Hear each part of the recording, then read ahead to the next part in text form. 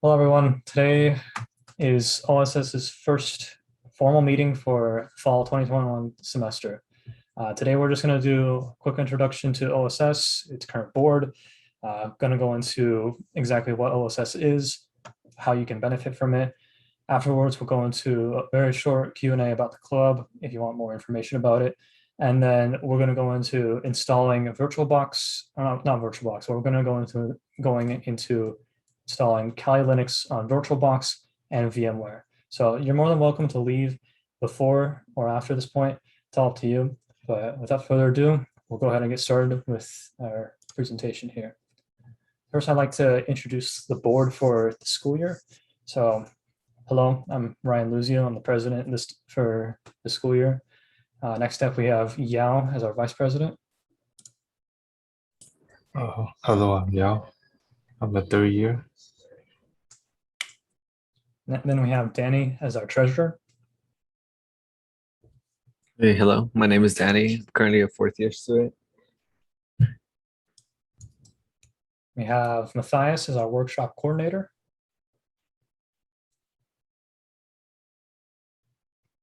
I think Matthias is trying to speak, but I can't hear him.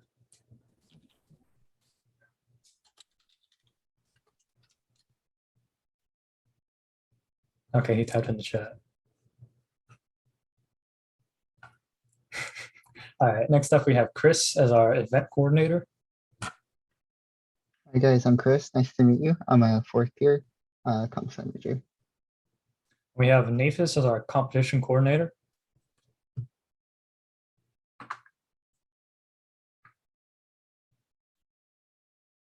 Nathis, I don't think we can hear you either. It's okay. Okay, moving on, we have Anna as our outreach manager. Hi guys, I'm a fourth year at Fullerton. We have Ashley as our research and development.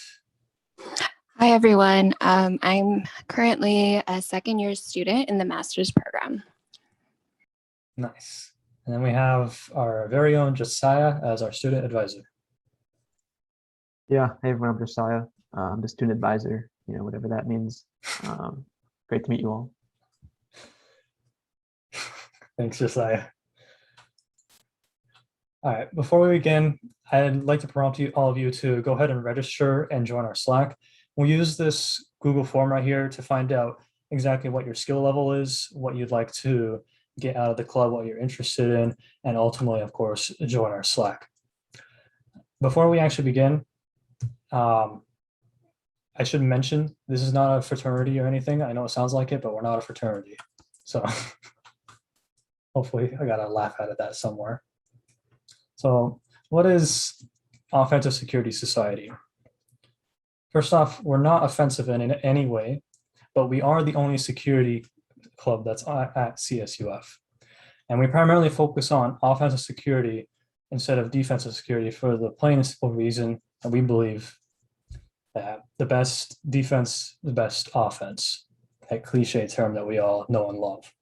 And what that basically means is we teach you to be a bad person, but for the right reasons. So for example, like we teach you how to break into systems in order to report bugs to a company. Like sometimes a company wants to find out where they are vulnerable. So you go in, you break into the systems, you find out what is vulnerable and you tell them, hey, this is what you need to fix and this is how you can fix it. So again, acting like a bad person, but for the right reasons and for good intention. But OSS also offers a community of like-minded students. We are a community of like-minded students. We're all interested in security. We're all very friendly with each other, and all willing to help out with one another. Now, you may be asking, what exactly do we do in OSS? We primarily teach our members, of course, offensive security. And this includes, and we do this through our weekly workshops, through CTFs, and through even penetration tests. For penetration tests, we we either have you do that through like a virtual machine that we set up, or some other environment that we set up where we make it intentionally vulnerable, and your job is to, again, break in and see if you can exploit what is exploitable. We also offer research opportunities. Like this includes personal research on your own, or maybe even company-funded research. Like currently, some OSS students are participating in a project that is funded by Disney, and that offers a great way for us to get some real world experience along with some networking. And you stick with OSS, you'll definitely get one of those opportunities. We also compete in competitions. And in all honesty, this club would not exist without competitions. We love competitions because they challenge us, but they also show us where we need to improve. What we teach is not perfect, and we can always use an opportunity to not only get some sort of real world experience or semblance of real world experience, but to know where we can improve and better ourselves in the end. Because the better we are, the better our security skills are, and can always use some more security. But some competitions that we compete in are like the CPTC competition, and that specific competition is where we have a team and we are presented with a network. This network has a bunch of different machines with a bunch of different services on them. So it'll have Windows, it'll have Linux, it'll have web apps, have Active Directory, basically everything that you would usually find in the real world, but in a simulated environment. And it's made intentionally vulnerable. And our job as a team is to go in, find as many vulnerabilities as we can, report these vulnerabilities in a very long report that we have to compile within like 4 hours. It feels like that long in all honesty. And give it to the judges, and depending on how many vulnerabilities we found and how well we reported, we're scored. And for this competition specifically, we've made it to nationals a couple times now, like back in 2018, or it was 2018 or 2016. Sorry, but we made it to nationals and we got second place. And in the 2020 competition, we also made it to nationals. So, some other competitions we competed in are CCDC and ITC. A quick thing to note though, we also love competitions for the networking opportunities they present.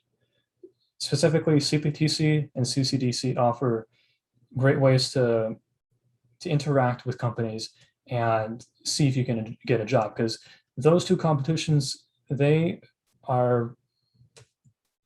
funded by big companies, like especially IBM. IBM loves CPTC, especially. Like they completely support it, and they're actively recruiting members that go there. And there's other companies that join these competitions too and fund it and look for members. Like in the last year, there was the military was there, or a branch of the military. But I've heard previously that there's been Facebook, there's been eBay, just been a whole bunch of companies that are just looking to recruit new members. And again, if you do well in that competition, then you know you're set, and maybe you got yourself a job. Make that money, am I right? Now, what exactly can you get out of OSS? Well, alongside the networking opportunities through competitions, along with that real world experience, we offer a basic introduction to security.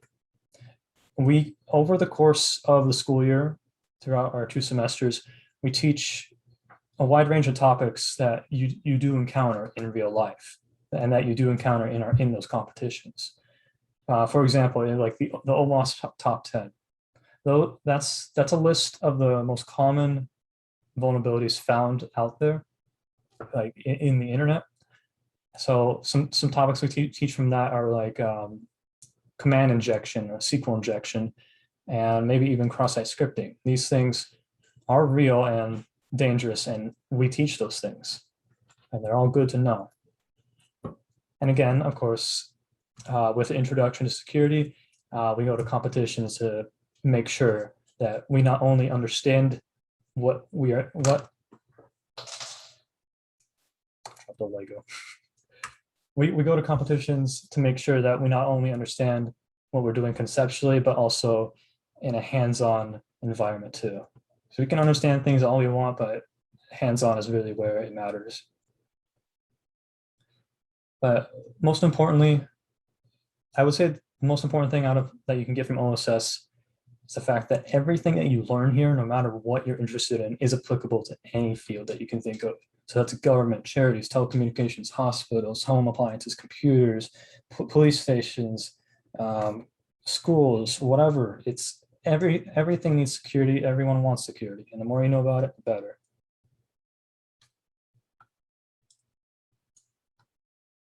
Additionally, of course, networking opportunities. So we have our Slack, and our Slack consists of everyone from basically ever since the club started. And you have people in there that are in government, that are in private business, who can give you, that can potentially give you their own experience, like stories from their own experience, or maybe even offer you opportunities inside their companies. But outside of that, the club has had in the past interactions with companies such as so-called Edison. Back before the pandemic, we actually had SoCal Edison come and give a presentation, and this was from the security team. They told us what they do on a day-to-day basis. They told us about their opportunities there, and it was just an overall good way to connect with people and find out where you can get started in security.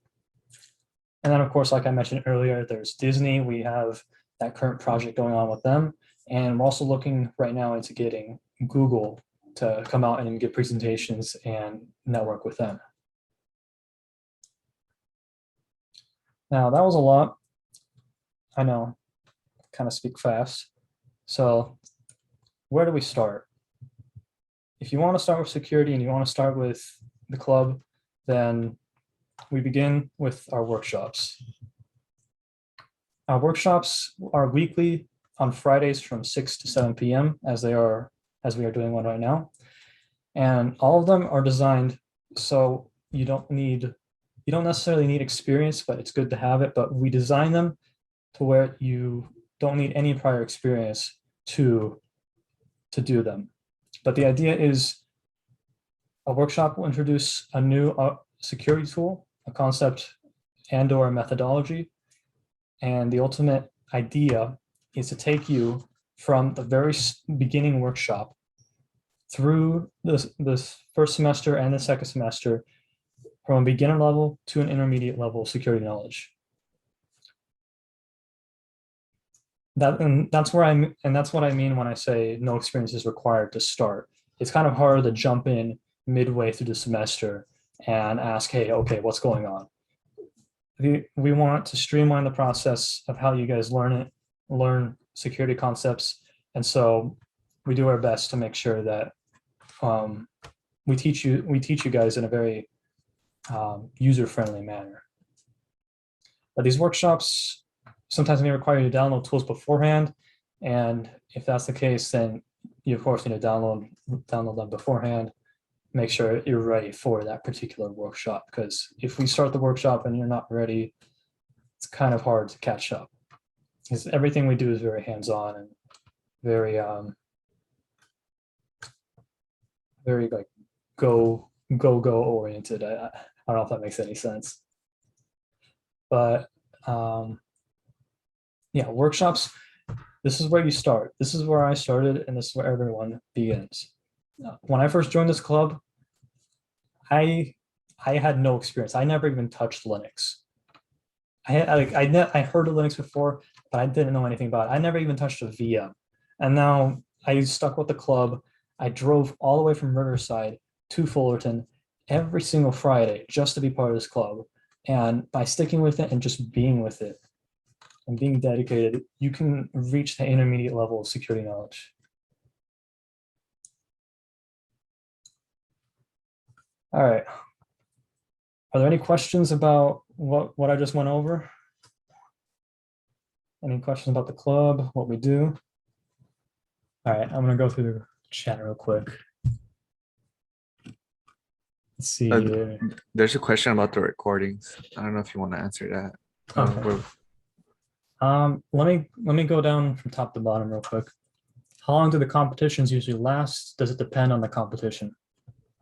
Competitions depend, like the competition time depends on the particular competition. So for CPTC and CCDC, those have historically been done over a 1 day period.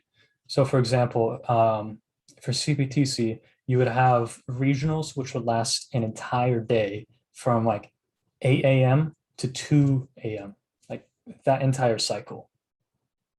And you would have to stay up that whole time, do penetration test, and at like, 5 o'clock, they cut off the environment and you have to write a report.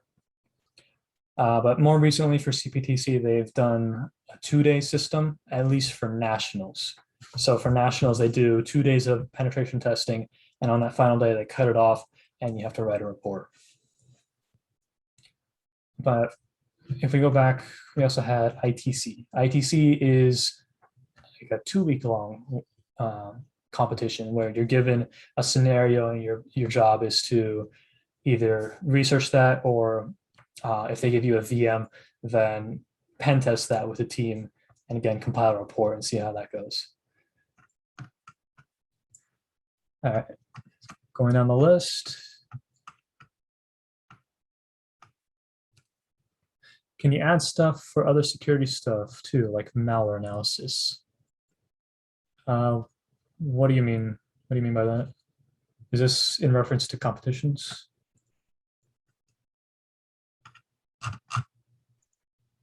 Oh, for competitions, there are, I believe there are malware analysis / reverse engineering competitions.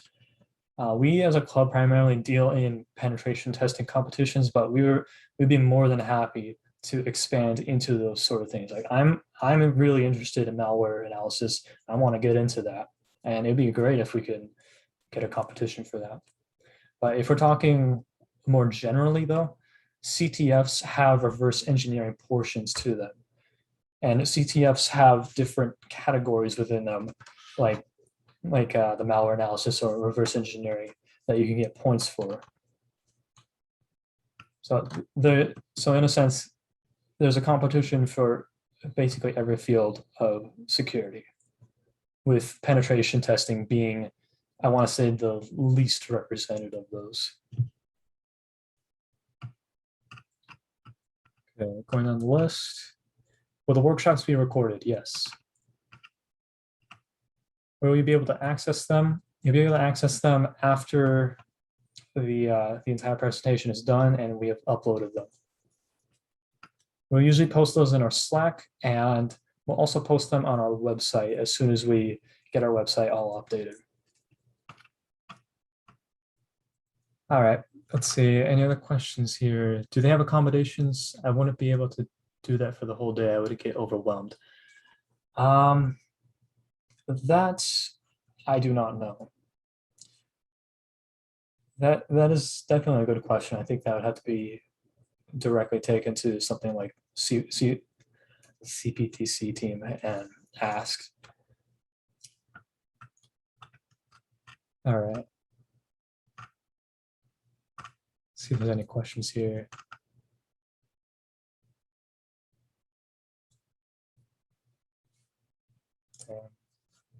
Yeah.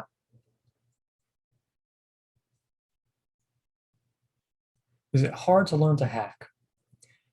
It depends.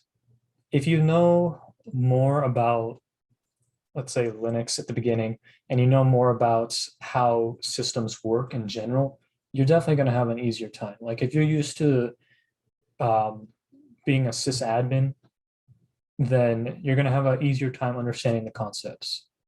But it also depends, of course, on a bunch of different factors too.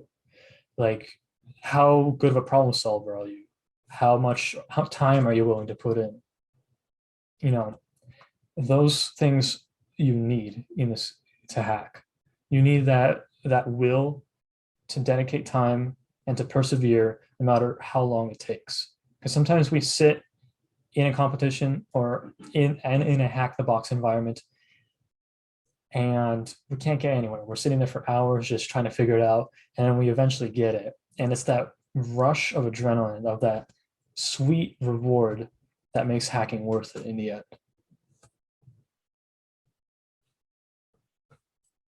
So is it hard to learn to hack? It depends. So if I made sure to attend all the meetings, watch all the recordings if I missed, would I be prepared with enough knowledge for those competitions? That is another it depends situation, because we present you with a concept and a tool, and it's more your job to be able to know where to apply and how to apply it. And we give you those resources to do this. So for example, we are big supporters of this program called Hack the Box. And that's a third party where you can boot up a virtual machine that's intentionally vulnerable and go in and pen test it. Now, everything we teach is very basic knowledge.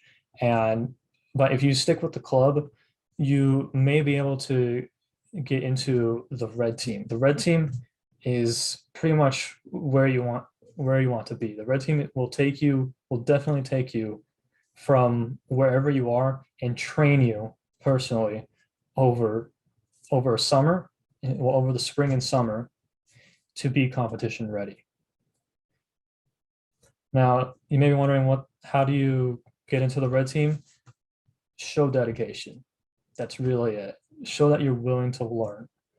Again, I joined this club not knowing a single thing. And I was in the club for a single semester, and I got into the red team. I just was dedicated, and I wanted to be part of it, genuinely wanted to be part of it. So it's fairly easy to get into the red team, in my opinion, but you need to show that you are dedicated, that you are taking that extra step during your own time to practice what we teach you. That's what really matters. What's the difference between a red team and a blue team? So a red team refers to more offensive security, and blue team refers to defensive security.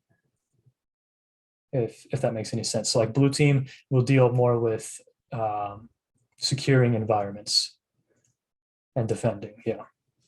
So you can think about it as like system administration almost. Whereas red team is pen testing. It can also be malware analysis.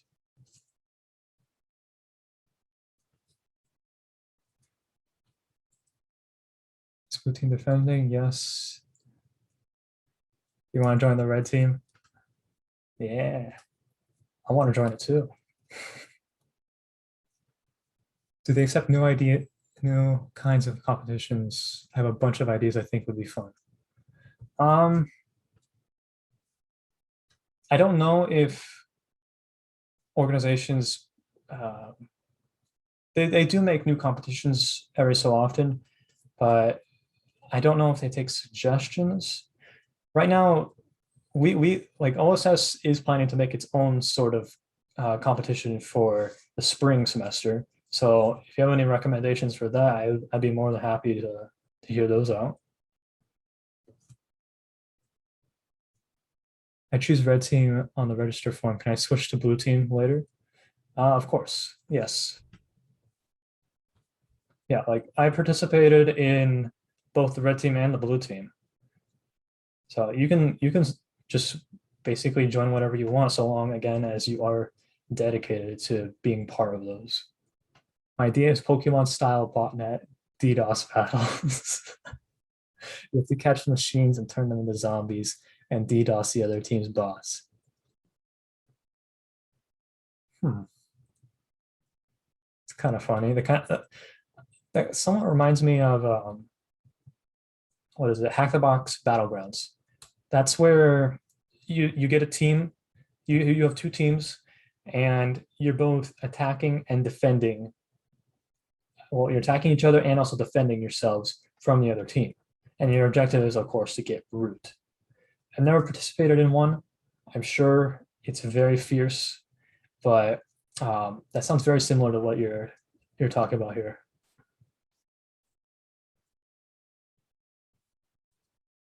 These are some good questions, by the way. Yes, it exists in a sense. And I think Try Hack Me has a similar thing.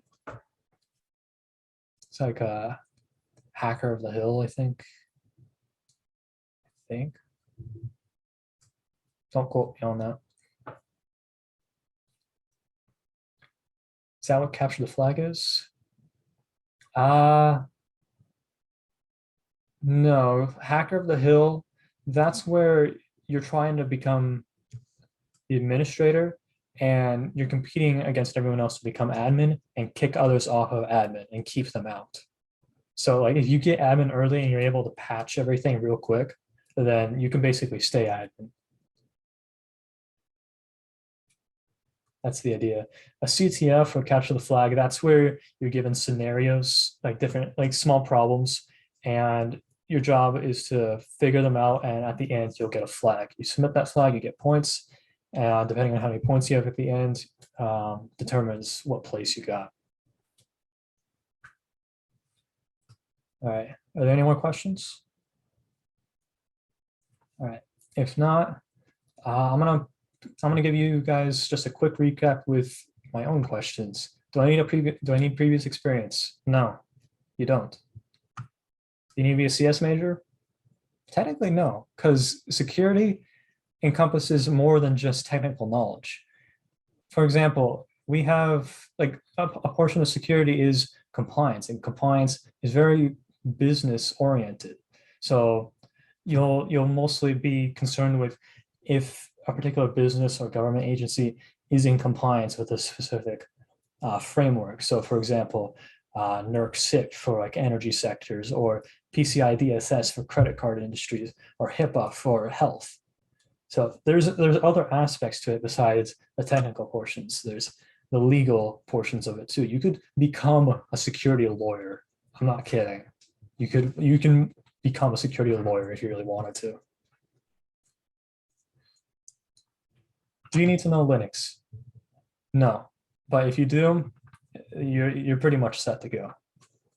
We'll teach you how to use Linux, and that's what our next workshop will be on, an introduction to Linux. Do you need to know how to program? No, but it's still recommended that you know how to.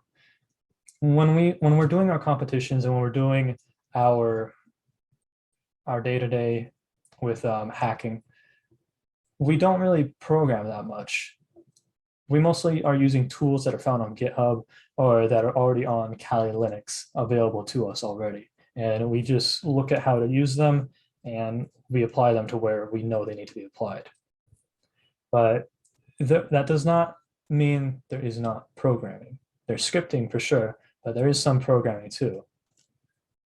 But when you're starting off with this, it's not as programming heavy. When you get into like making custom exploits, that's when you need to know how to program. Do you need a computer? Yes. And where can you go with security? Well, security is a huge field. And like I was mentioning earlier, there's a whole business aspect to it. But with security, you can go anywhere. You have offensive security, defensive security. You can also go into software development. If you know security and go into software development, you are safe. You know how to secure code and you're going up against people who know nothing about security, you will have an edge over them. And then there's business components, there's malware analysis, reverse engineering, security management, hardware security, a huge amount of fields in security. Everyone needs security, and you can basically find your dream job in security. All right, going back to the chat here. In your day-to-day job in cybersecurity, does your job duties make it so that the recertification exams are easier than the first time? I would think so. I mean, if you're constantly interacting with security and you have to take a recertification exam, I would think it's going to be a breeze. You know, I don't have any certificates right now, and I also don't have a job. So unlucky me, but there's some certifications that you don't even need to recertify though, like OSCP. OSCP, that's the big one for industry. If you have an OSCP, you have basically proven to companies out there that you know how to hack, and it can get you a very good entry level job, for sure. I know Josiah can attest to this. All right. Are there any more questions before we get on into the installation of Kali Linux? How do you join the Red Team? Easiest way is to just keep attending the workshops, practice the workshops in Hack the Box and the CTF that we're going to release. That'll be released sometime soon. But you just stay dedicated to the workshops, show us that you want to be here, that you're willing to learn, and you will be able to join the Red Team, or you may be chosen for the Red Team. The Red Team, disclaimer, has a limited number of spots. And because we compete in these big competitions where we are representing the school, we can only take so many people. So for example, the team that goes to CPTC usually only consists of 6 people with 2 add-ons. And the add-ons or the subs can't even formally compete. They can only write the report with us. And the same thing is for CCDC. So for those 2 competitions, it's definitely harder. But for something like ITC, we can technically register any number of people. So just keep in mind that Red Team is competitive, and if you do want to be part of it, and you really want to be part of it, then you have to be dedicated to the club, and you got to be willing to put in that extra effort on your own time. How to join the Red Team, hack into it, and get admin privileges. I mean, that's technically one way. If the club ever gets so tiny that it needs a president, you could just register it and become the Red Team. No. Those are the big competitions. We compete. We're planning to compete in smaller competitions. So, for example, this in the fall, I want to take basically everyone that is part of the club and go to a CTF, because I've never competed in a very big CTF. And I think it'd be a good idea to, I mean, first off, get me experience with that, but get everyone else experience with that too. So I want to take everyone to a CTF, and I think we have a good time. OMG, a field trip. Yeah. Seatbelts, everyone. I hope someone got that reference. Will this make 471 easier for me?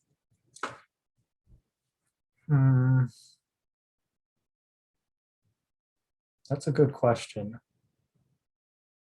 471 was very conceptual based. It was more definitions than hands-on.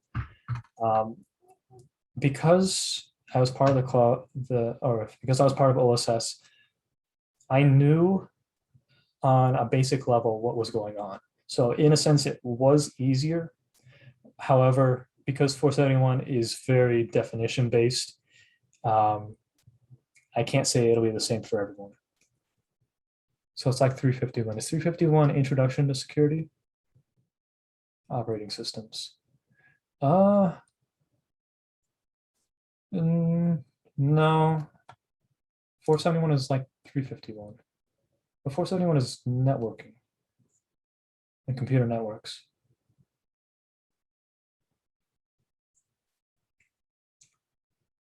So 351 deals more with the nitty-gritty of operating systems, whereas 471 is computer networking and the OSI layers. I mean, granted, you do need to know how this stuff works in OSS, but it's not like you need to know it like right now. It's good to know, but it's not necessary for what we're going to be doing as we teach you guys.